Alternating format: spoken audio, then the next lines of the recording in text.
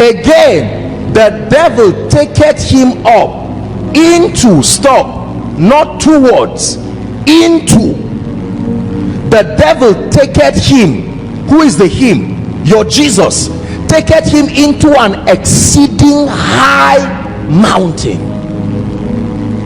And what happened when they got to that mountain? He stood from that mountain and saw the glory of the entire earth. That there is a mountain a man can stand, and from that mountain you can see the glory of the whole earth. This is the mountain that Satan took Jesus. There were many mountains, but he knew only one would be worth tempting Jesus in, and he took Jesus to that mountain. The Bible calls it an exceeding high mountain. And then he showed him the kingdoms of this world and the glory of them. Next verse. And saith to him, all these things, what things? The kingdoms and the glories I will give thee.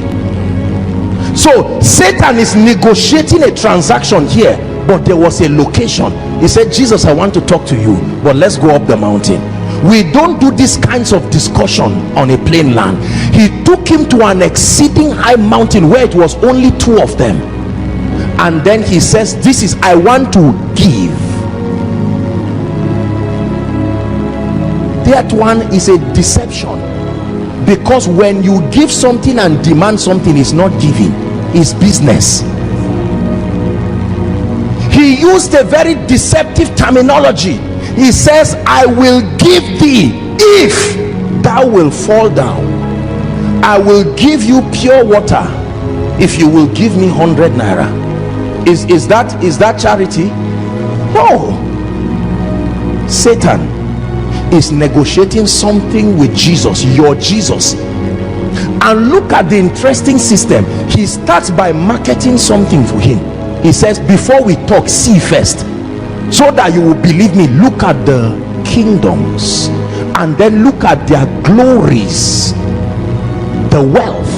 And then he says, now that you have seen and are convinced, let us discuss. This is my proposal. I will give you access from this mountain to all these kingdoms. They will be at your beck and call. What I will get in return, listen carefully, is that you will fall down and worship me. Now imagine, God forbid, but just imagine that Jesus agreed. What do you think would have happened? Jesus would have come down that mountain with strange influence that you cannot explain. Now you were not there. All you know is that he bowed down and said, Satan, I'm more interested in the kingdom and the glory. O King Satan, I acknowledge you as my Lord. I give you my heart. And Satan says, okay, as I agreed. If Satan tempted Jesus, how many other people has he taken to that mountain to say, come, forget about this, let me show you how things happen in this earth. And then he says, look at this, I will give you these kingdoms and the glory, bow down to me. Not everybody will say no. Some people will say yes, and will say, this is the deal, here you have, go down.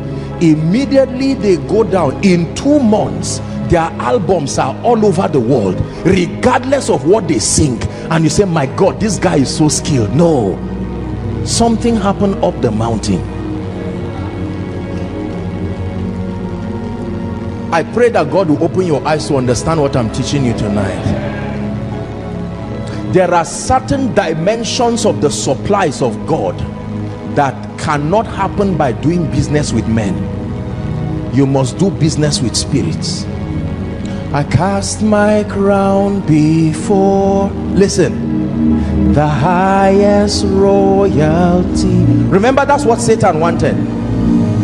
Bow down and worship me.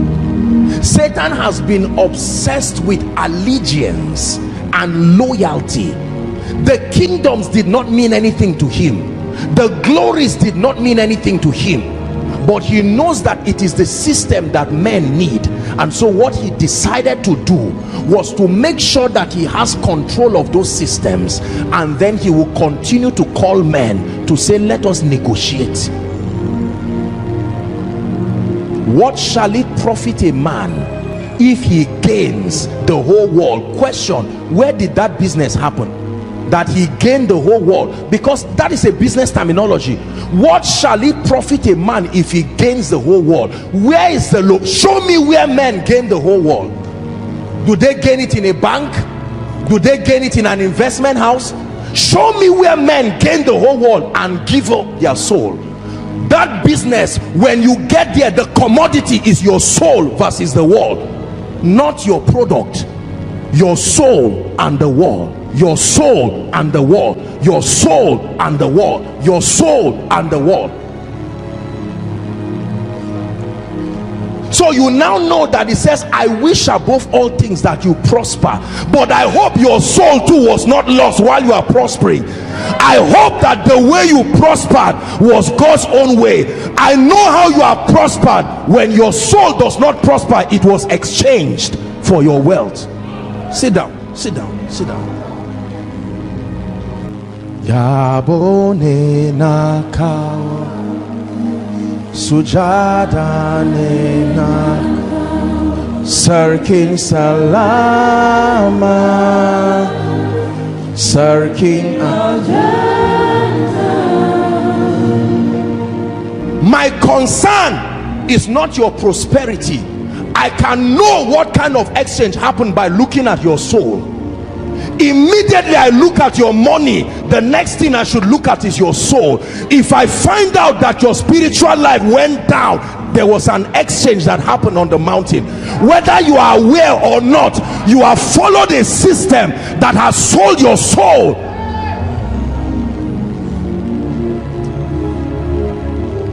There are many, sit down please. There are many men of God. There are many businessmen. There are many captains of industry that received the world and sold their soul. This temptation Satan gave Jesus was not the last time he would give it. He has been giving it till today.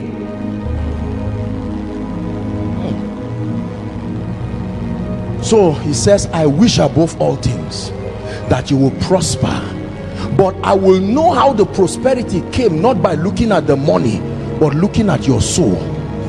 When I see both your soul and your pocket rising, I know where that grace came from.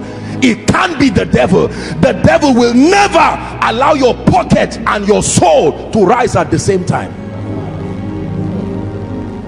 So I look at your prosperity and then I look at your soul. I see that in your rising, you gave up your values, you gave up your character, you gave up your family, you gave up your integrity. I know that there is a negotiation happening. You are giving your soul for mundane things. Are we together? Look what Jesus did. Verse 10. Jesus said, get thee hence, Satan, for it is written, thou shalt worship the Lord thy God, and him only shalt thou serve. What was Satan looking for? Allegiance. Satan does not need money.